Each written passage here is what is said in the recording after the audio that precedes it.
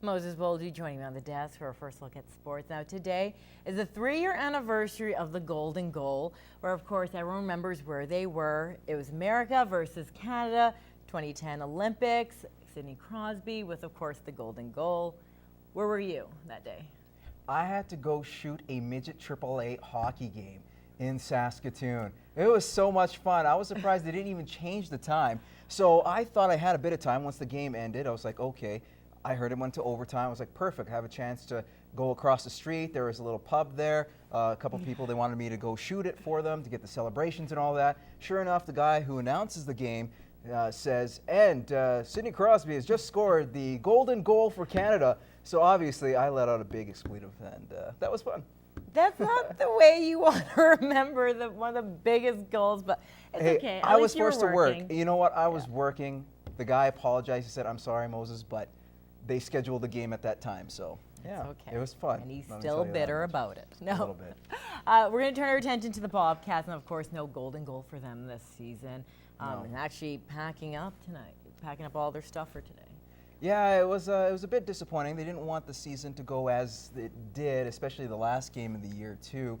This will be the first time in 6 years that they've actually missed the postseason, and Matt Schumont tells us the Cats have a lot of questions that need answering this offseason. The Bobcats cleaned out their dressing room on Wednesday after a disappointing year, missing the playoffs for the first time since the 2006-2007 season. It's now just starting to sink in that the year is over. It's starting to, I guess. I mean, this is probably the last time I skated this rink, so I guess it is starting to sink in a little more every day since last night, so yeah. The Cats did play better hockey down the stretch. After the firing of Ryan Parent, the Bobcats finished the season with a 9-10-1 record under interim head coach Kyle Tapp. Well, I thought the second half we were a much different team than we were in the first half. You know, I thought we came together as a team, and we obviously won a lot more games than we did in the first half. And you know, I think it looks pretty good for next year for the guys that are coming back. So I can't say enough about the character of the kids in this room. You know, they bought into everything I was selling, and they competed, and you know, and obviously the results showed. The future does look bright for the Border City bunch with the return of goalie Devin Green and virtually every defenseman. The Cats are anxious to get next season underway. I mean, it sucks that we didn't make the playoffs, but it kind of leaves a bittersweet taste in your mouth because for next year at least. It's always good to look forward to next year, and seeing a future like we have next year is really good. You know, it only gets better. We all got a lot of experience coming back next year. We're all going to be just a year older and that much better. So, yeah, it's going to be exciting hockey next year, and it's going to be a long off season because we're all going to be excited to come back.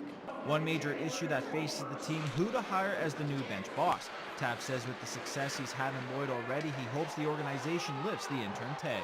I think I've proven, you know, the community, the organization, and everyone around that I'm more than capable. And you know, right now it's in the hands of the hiring committee, and absolutely this is where I want to be. And I'd be pretty devastated if it didn't work out. Matt Schumont, Newcap Sports. Well, thanks a lot, Matt. All right, the Bonnyville Pontiacs wrapped up their regular season last night, playing the back half of a home-and-home series against the Fort Mac Oil Barons. Jackson Dudley and Sean Mostrom would score the 2 lone goals in the first period, and Stephen Klein would stop all 25 shots he faced for the shutout as Bonnyville finished the regular season with a 2-0 win. The Ponts sit in second place, 1 point ahead of the Grand Prairie Storm. The Storm do have 2 games in hand. One thing is for certain: the Ponts will have home ice for the first round of the playoffs. Now, it was a win-or-go-home situation for the Lloydminster Bandits after trailing 3-1 in their best-of-7 series against the Killam Wheat Kings. The Bandits would take the next 2 contests, and were hoping for that magic. Was a little bit left in the tank. Unfortunately, it wasn't meant to be, as Jared Wayhill would cut the lead in half with about 4 minutes to go in the third. The Wheat Kings would add an empty netter and go on for the 3-1 win and take the series 4-3. More playoff action, this time involving the Baker Hughes Bobcats. They kicked off the second round of the playoffs against the St. Albert Raiders. The Cats were hoping that with a playoff round in their system, that they could use that to their advantage against a Raiders team that had a first-round bye. Connor James would open the scoring in the first, and Steen Pashnik would quickly make it 2-0 early in the second, but the Raiders come back with 4 unanswered goals to take a 1-0 series lead. Game 2 goes this Saturday at the Civic Center. Puck drop is at 4 o'clock. To college hoops, rather, the Lakeland Rustlers women's basketball team entered provincials as the 6th seed, facing the 3rd-ranked Nate Ooks. Both teams earning a split in their first 2 regular season meetings. The Ooks were lights out in this contest, defeating the Rustlers 94-57. Amy Warbrick was the player of the game for the Rustlers.